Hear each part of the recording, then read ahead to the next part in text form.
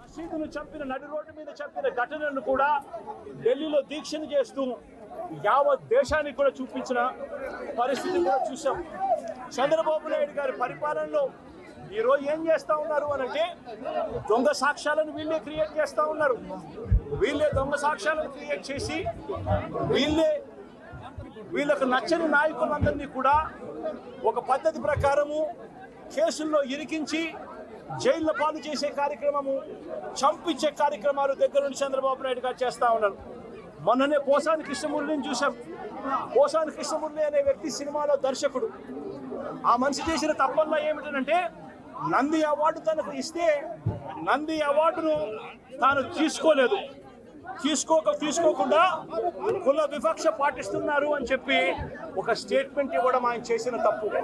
2017లో ఆయన చేసిన ఈ తప్పుకు ఈరోజు ఇన్ని సంవత్సరాల తర్వాత ఆయన మీద 18 కేసులు పెట్టి ఆయన జైళ్ళ చుట్టూ తిప్పి ఏకంగా నెల రోజుల పైన ఆయన జైల్లో పెట్టించే కార్యక్రమాలు చేశారు.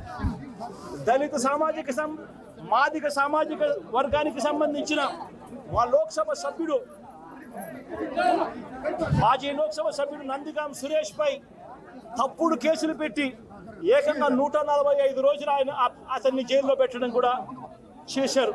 అయ్యా పులివెందుల ఎమ్మెల్యే గారు నీకు చెప్తున్నాం, మా నాయకుడు చంద్రబాబు నాయుడు గారు ఆ రోజు ప్రతిపక్షంలో ఉన్నప్పుడు బయటికి వేయాలన్న పోలీసుని పెట్టి అడ్డం పెట్టి మమ్మల్ని బయటికి రానిలేదు.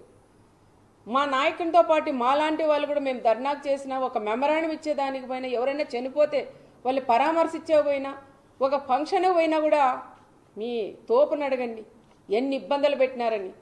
ప్రతి అడగన పోలీసుని ఇబ్బంది పెట్టి చెక్ పోస్టులు పెట్టి కనీసం బయటికి అడుగు పెట్టుకోకుండా చేసినది మీ ప్రభుత్వం కదా.